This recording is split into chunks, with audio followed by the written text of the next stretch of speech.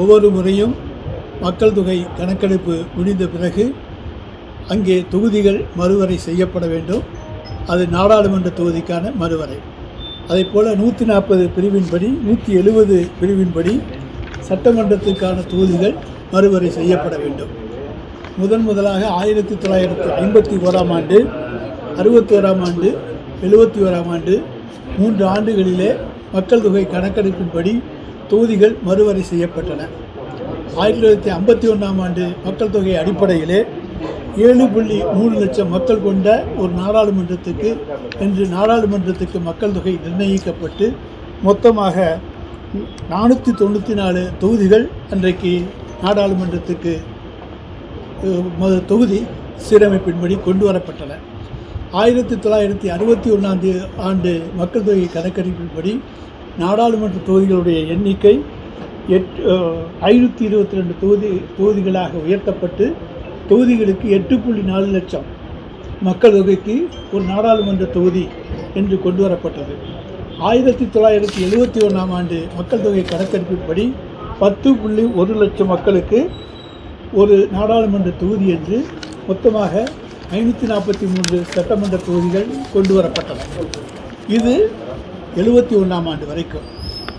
ஆனால் இந்தியாவிலேயே தென்னிந்திய மாநிலங்கள், குறிப்பாக தமிழ்நாடு, ஆந்திரா, கேரளா, கர்நாடகா, தெலுங்கானா, புதுச்சேரி இவைகளெல்லாம் குடும்ப கட்டுப்பாட்டை மிக சிறப்போடு அமுல்படுத்தியதன் விளைவாக மக்கள் தொகை கணக்கெடுப்பிலே நம்முடைய எண்ணிக்கை விகிதாச்சாரம் குறைந்துவிட்டது.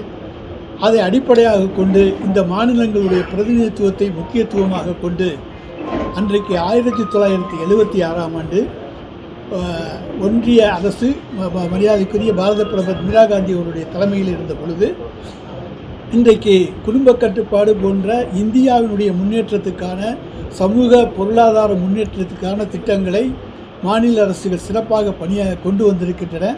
எனவே அவைகளுடைய பிரதிநிதித்துவம் குறையக்கூடாது என்கின்ற அடிப்படையிலே அடுத்த 25 ஆண்டுகளுக்கு, அதாவது 1971 1996 வரை இதே நாடாளுமன்ற தொகுதிகளுடைய எண்ணிக்கையிலேயே தொகுதிகள் இருக்க வேண்டும் என்று அரசியல் திருத்தச் சட்டம் 42 கொண்டு வந்தார்கள். அதன் அடிப்படையிலே 1996ஆம் ஆண்டு வரைக்கும் இதே 543 தொகுதிகள் நிலைத்திருந்தது. 1996ஆம் ஆண்டு 76ஆம் ஆண்டு கொண்டு வரப்பட்டது. 2001ஆம் ஆண்டு வரை இதே 543 தொகுதிகள் நிலைத்தன. அதன் பிறகு பாரதிய திராவிட முன்னேற்றக் கழகம் அங்கம் வகித்த பாரதிய ஜனதா கட்சியினுடைய தேசிய ஜனநாயக கூட்டணியினுடைய ஆட்சி மத்தியிலே ஒன்றிய அரசிலே வந்தது. அப்பொழுது தலைவர் கலைஞருடைய வேண்டுகோளினை ஏற்று தொகுதிகளில் மக்கள் தொகை கணக்கெடுப்பு நடத்தட்டும், ஆனால் தொகுதிகளுடைய எண்ணிக்கையை கூட்டாமல் குறைக்காமல் மறுவரை எல்லைகளை பொறுத்தவரை மறுவரை செய்து கொள்ளலாம், எந்த மாநிலத்தினுடைய பிரதிநிதித்துவத்தையும் குறைக்க வேண்டாம் என்று கேட்டுக்கொண்டதற்கு இணங்க அரசியல் சாசன சட்ட திருத்தம் 84 படி அடுத்த 25 ஆண்டுகளுக்கு, அதாவது 2026 வரைக்கும் இதே 543 என்ற எண்ணிக்கையிலே மக்கள் பாராளுமன்றத்தினுடைய உறுப்பினர்களுடைய எண்ணிக்கை தொடரும் என்கின்ற அந்த இது அடுத்த 25 ஆண்டுகளுக்கு கொண்டு வரப்பட்டது. எனவே குடும்ப கட்டுப்பாட்டை சிறப்பாக நடைமுறைப்படுத்தியதால் தென் மாநிலங்களுடைய பிரதிநிதித்துவம் குறையக்கூடாது என்கின்ற அந்த உன்னத நோக்கத்தோடு இந்த சட்ட திருத்தங்கள் கொண்டு வரப்பட்டன. இப்பொழுது நாம் 2025 இருக்கின்றோம். ஆனால் 2026ஆம் ஆண்டு வரைக்கும் தான் அந்த பாராளுமன்றத்துடைய 84வது அரசியல் சட்ட திருத்தம் செல்லும். அதற்கு பிறகு அடுத்த 25 ஆண்டுகளுக்கு ஒன்றிய பாஜக அரசு இதே நிலைமை நீடிக்கும் என்கின்ற சட்ட திருத்தத்தை கொண்டு வரப்போகிறார்களா, அல்லது 2023ஆம் ஆண்டு மகளிருக்கான இடஒதுக்கீடு சட்ட மசோதாவை பாராளுமன்றத்திலே நிறைவேற்றுகிற பொழுது திரு அமித்ஷா அவர்கள் கூறினார்கள். என்ன சொன்னார்கள் என்று சொன்னால், மக்கள் தொகை கணக்கெடுக்க நடத்தப்பட்டு தொகுதி மறுவரை செய்யப்பட்டு அதன் பிறகு 2031 இந்த இடஒதுக்கீடு அமலுக்கு வரும் என்று சொல்லியிருக்கிறார். அப்படி என்று சொன்னால் நிச்சயமாக அவர்கள் மக்கள் தொகை கணக்கெடுப்பை நடத்திவிட்டு மறுசீரமைப்பு செய்தால் அதனால் தமிழகத்துக்கு பாதிப்பு வரும் என்கின்ற அந்த கண்ணோட்டத்தை தான் நாங்கள் இன்றைக்கு முன்வைக்கிறோம். அதைத்தான் இங்கே சொல்லுகின்ற பொழுது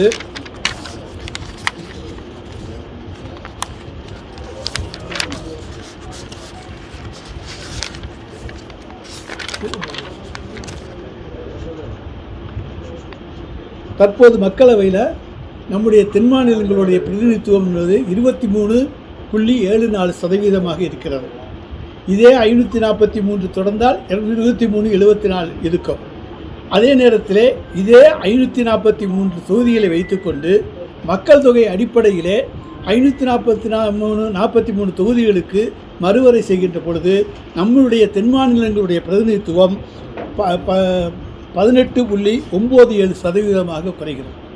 543 என்ற அதே எண்ணிக்கையை வைத்துக்கொண்டு மக்கள் தொகை கணக்கெடுப்பு எடுத்துவிட்டு தொகுதி மறுசீரமைப்பு செய்தால் நமக்கு 18.97 கிடைக்கிறது. ஆனால் இன்றைய நம்முடைய சதவிகிதம் என்பது 23.74.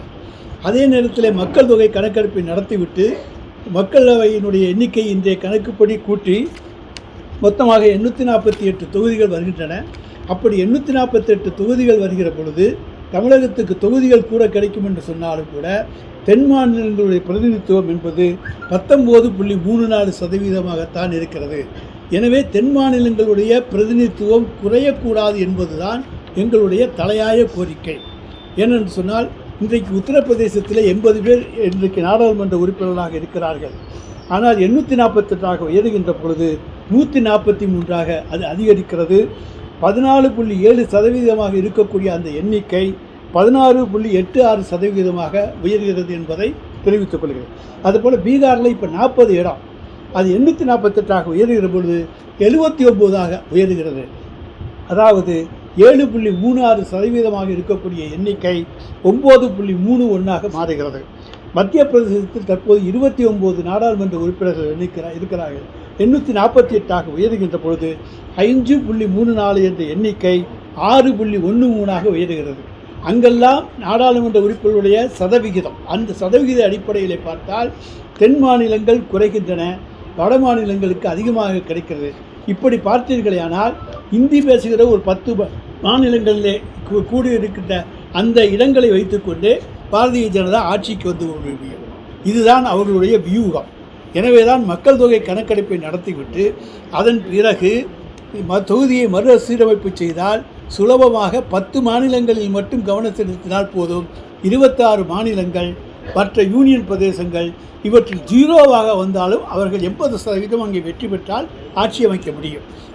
எனவே ஆட்சியை தக்க வைத்துக் கொள்வதற்காக தென் மாநில மக்களை புறக்கணிக்க வேண்டும் என்பதற்காக இந்தியாவில் இருக்கக்கூடிய எல்லோருக்கும் ஒரே சமத்துவம் என்கின்ற அடிப்படை இல்லாமல் இன்றைக்கு அவர்களெல்லாம் புறக்கணிக்கப்படுகின்ற சூழ்நிலையை இந்த தொகுதி பிரிவினை மூலமாக கொண்டுவர முயற்சிப்பதை இன்றைக்கு நாங்கள் வருமுன் காப்போம் என்பதைப் போல வருமுன் தடுப்போம் என்று இன்றைக்கு எங்களுடைய மாண்புமிகு தமிழ்நாடு முதலமைச்சர் அவர்கள் நடவடிக்கைகளை எடுத்துக்கொண்டிருக்கின்றார்.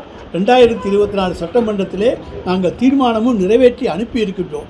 இதெல்லாம் இன்றைக்கு எதிர்பார்த்து கொண்டிருக்கின்ற சூழ்நிலை இருக்கின்ற காரணத்தால், ஏன்னா 2026 டெட்லைன், அதுக்கு இன்றைக்கி இந்த பாரதிய ஜனதா அரசு எந்த விதமான பதிலும் சொல்லவில்லை. நாங்கள் 2026க்கு பிறகு என்ன செய்கிறோம் என்று சொல்லவில்லை. நாங்கள் நீடிக்கப் போகிறோம் என்று சொன்னால் பேசாமல் இருந்து விடலாம், அல்லது மறுசீரமைப்பு தான் என்று சொன்னால் நிச்சயமாக தென் மாநிலங்கள் நிச்சயமாக அங்கே அவர்களுடைய விகிதாச்சாரம் குறையும். எனவே குடும்ப கட்டுப்பாடு போன்ற சமூக பொருளாதார சீர்திருத்த நடவடிக்கைகளை மேற்கொண்டதற்காக நமக்கு தண்டனை கிடைக்க வேண்டுமா என்பதுதான் நாங்கள் மக்கள் முன்னால் வைக்கக்கூடிய கேள்வி. எனவே நாம் தண்டனை அடையக்கூடாது, நமக்கு பரிசுகள் தான் கிடைக்க வேண்டும் என்பது எங்களுடைய வேண்டுகோள்.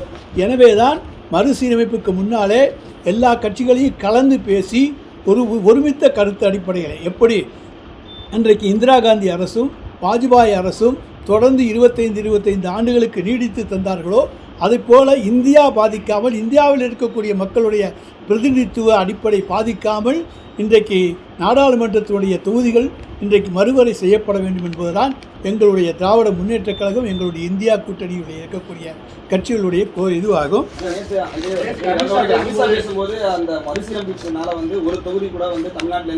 இப்போ நான் உங்களுக்கு கணக்கு சொல்லியிருக்கேன். அதாவது இந்த கணக்கை எங்கே வேண்டுமென்றாலும் நாங்கள் சொல்ல தயார். தமிழ்நாட்டுக்கு தொகுதி கூடும்னு சொன்னால் விகிதாச்சாரம் குறைகிறது. அதே நேரத்தில் உத்தரப்பிரதேசத்துக்கும் பீகாருக்கும் மத்திய பிரதேசத்துக்கும் விகிதாச்சாரம் கூடுகிறது. அங்கே இருக்கக்கூடிய ஒரு 3-4 மாநிலங்கள் ப்ளஸ் இன்னும் ஒரு 5-6 மாநிலங்கள் சேர்த்து ஆட்சியை பிடிக்கக்கூடிய சூழ்நிலையை அவர்கள் கொண்டு வருகிறார்கள். ஏன் மக்கள் தொகை அடிப்படையிலேயே அப்படி என்று சொன்னால் அன்றைக்கு குடும்ப கட்டுப்பாடை கொண்டு வந்திருக்க வேண்டாமே? குடும்ப கட்டுப்பாடை கொண்டு வந்ததுக்கு எங்களுக்கு தண்டனை கிடைக்க வேண்டுமா என்பதுதான் எங்களுடைய கேள்வி.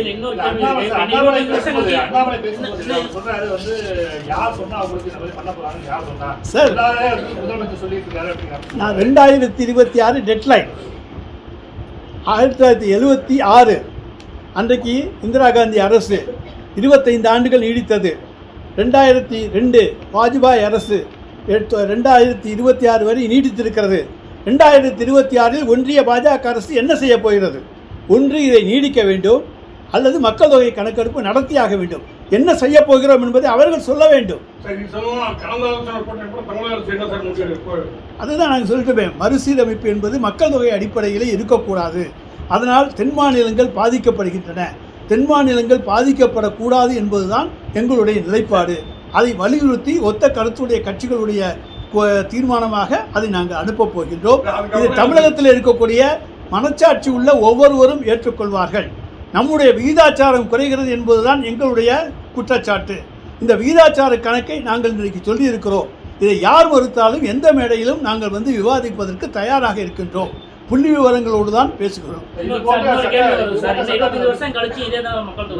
இல்லை, அதுக்கு சொல்கிறேன். இல்லை, அதை என்னென்னா ஆல் இந்தியாவினுடைய பிறப்பு விகிதம் எப்படி இருக்குன்னு சொன்னால், நம்ம தமிழ்நாட்டை பொறுத்த வரைக்கும் நம்ம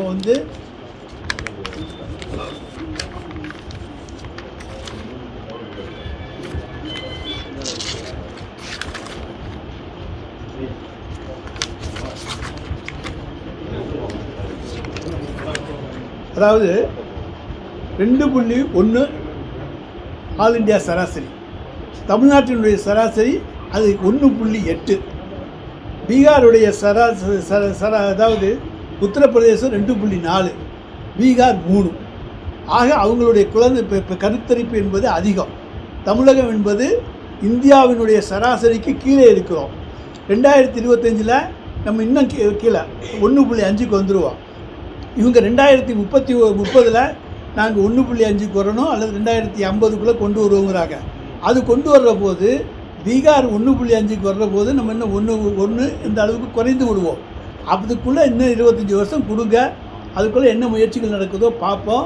அதனால் இப்போ இன்னைய இருக்கிற நிலைமையில் தமிழ்நாட்டினுடைய உரிமைகள் பறிபோய் விடக்கூடாது, நம்மளுடைய விகிதாச்சாரம் குறையக்கூடாது. நாங்கள் அதனால் இதை நாங்கள் கட்டாயப்படுத்துகிறோம் என்று தான் சொல்லியிருக்கின்றோம். எனவே பிறப்புரிமை என்பது அங்கே இருக்கக்கூடிய விகிதாச்சாரம் ஜாஸ்தி. ஆல் இந்தியா ஆவரேஜை விட பீகார்லையும் உத்தரப்பிரதேசத்துலையும் கூட, தமிழ்நாட்டில் குறைச்ச.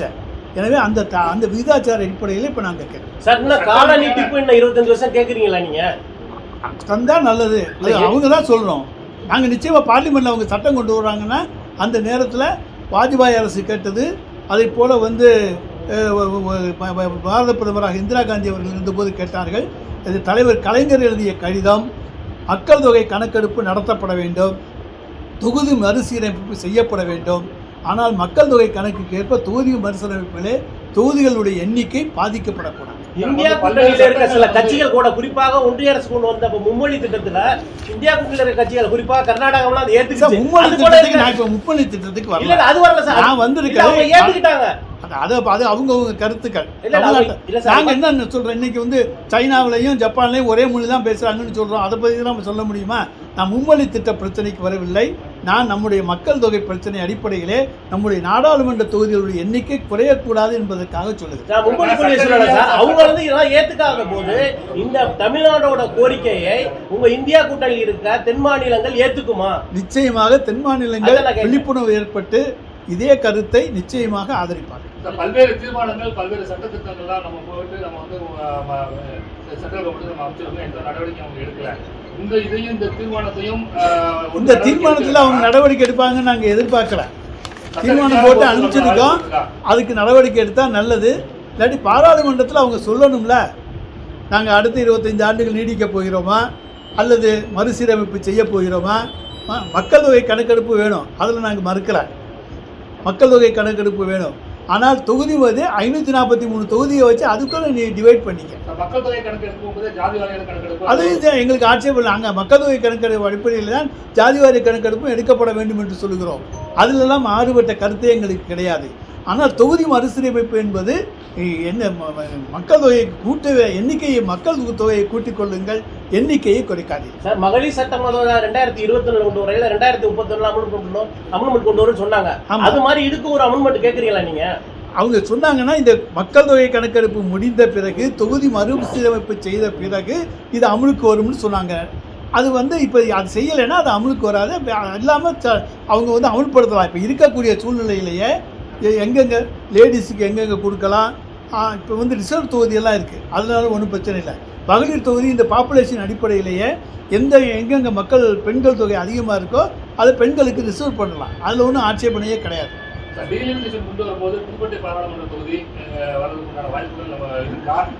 சார், அந்த 39க்குள்ள புதுக்கோட்டையை கொண்டு வருவோம். 39 தான் நமக்கு. அந்த 39க்குள்ள புதுக்கோட்டையை கொண்டு வரும். இல்லை நான் 39 தான் சொல்கிறேன்.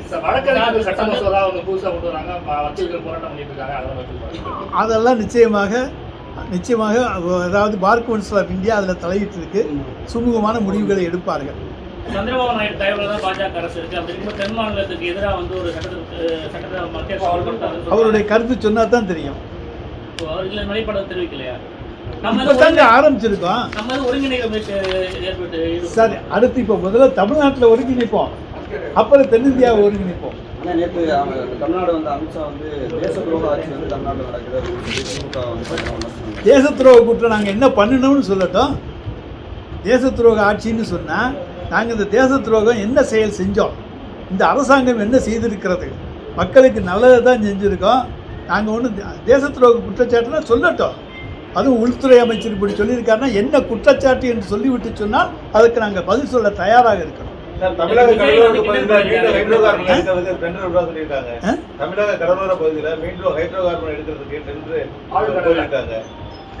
நாங்கள் அது பாதுகாக்கப்பட்ட வேளாண் மண்டலமாக அறிவித்திருக்கின்றோம். எனவே நிச்சயமாக கடல் பகுதியில் பார்த்துக்கோங்க. நாங்கள் எங்களுடைய வேளாண் மண்டலத்தை தான் நாங்கள் பாதுகாக்க முடியும். 50 கிலோமீட்டருக்கு அங்கிட்டு கடலுக்குள்ள அவங்க எல்லைக்குள்ளே போனாங்கன்னா நாங்கள் என்ன பண்ண முடியும்? அதாங்க எங்களுடைய எங்களுக்குள்ளே பிரச்சனை வரக்கூடிய இதுவாக இருந்தால், வேளாண் விவசாயிகள் பாதிக்கப்படுவதாக இருந்தால் அதை எதிர்த்து உயர்நீதிமன்றம், உச்ச நீதிமன்றம் இவற்றை சென்று தடை வாங்கும்.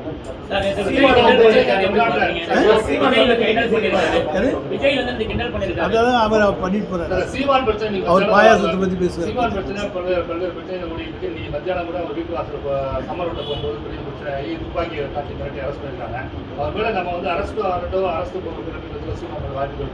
இல்ல, நாங்க நீதிமன்றத்தில் எல்லா வழக்குகளையும் ஒரே நீதிமன்றத்தில் விசாரிக்க சொல்லி உச்ச நீதிமன்றம் உத்தரவு போட்டு விட்டது. ஆனால் வழக்குகளை நாங்கள் ஒரே கோர்ட்டில் அவர் போய் குவாஷ் பண்ணி கேட்டார். என் மீது உள்ள வழக்குகளை ரத்து செய்ய வேண்டும் என்று கேட்டார். உச்ச நீதிமன்றம் அவருடைய உள்ள வழக்குகளை எல்லாம் ஒரே நீதிமன்றத்தில் விசாரிக்க வேண்டும் என்று உத்தரவிட்டிருக்கிறது. எனவே அந்த வழக்குகள் விசாரிக்கப்படும். ஆஜராகட்டினா கோர்ட்டு பார்த்துக்கும் சார். நிச்சயமாக அவங்க அப்பியரன்ஸ் இல்லைன்னா நான் அப்பியரன்ஸுக்கு கோர்ட் என்ன நடவடிக்கை எடுக்க வேண்டுமோ அதை நீதிமன்றம் எடுக்கும். நாங்கள் நீதிமன்றத்துக்கு டைரக்ஷன் கொடுக்கறதுக்கு நமக்கு எந்த அதிகாரமும் கிடையாது. அப்பீல் போயிருந்தா அப்பீல் முடிவில் பார்த்துக்கலாம். அதில் ஸ்டே கொடுத்தா தான், ஸ்டே கொடுக்காட்டி அவர் அப்பியர் ஆகும். அதை பற்றி என்னங்க இருக்குது? ஒன்றும் இல்லை. நாங்கள் அதாவது கோர்ட்டு தெரிவிக்கணும், இத்தனாம் தேதி ஆஜராகணும், அது தெரிவிச்சிருக்காங்க. அவ்வளோதான், சம்மன்ஸ் கொடுத்துருக்காங்க.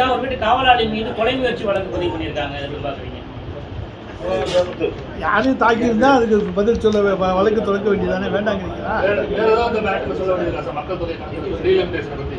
ஒன்னே ஒன்று,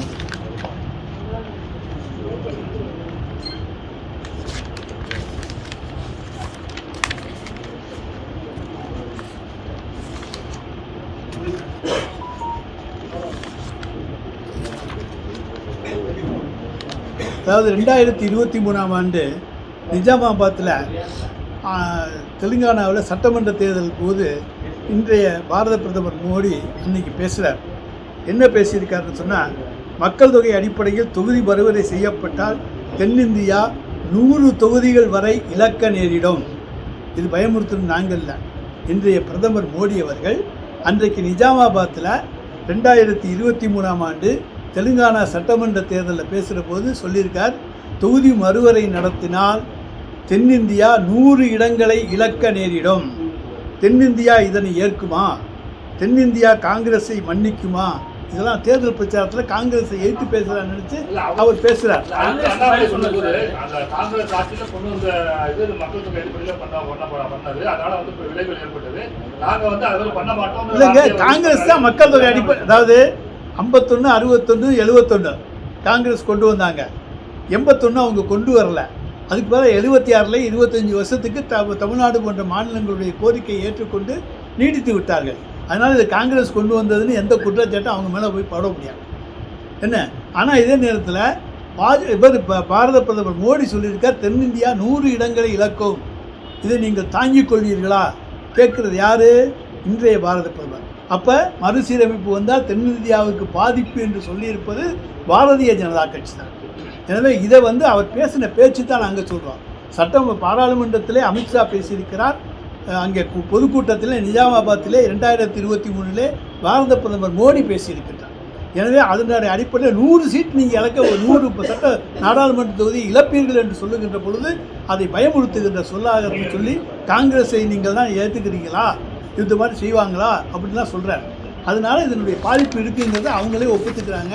எனவே தென்னிந்தியாவுக்கு இந்த பாதிப்பு வரக்கூடாதுங்கிறதுக்கான விழிப்புணர்வை முதலில் தமிழகத்தில் உருவாக்கி அதற்கு பிறகு தென்னிந்தியாவில் நிச்சயமாக எங்களுடைய தலைவர் தளபதி உருவாக்குவார். ரைட் சார், நன்றி சார்.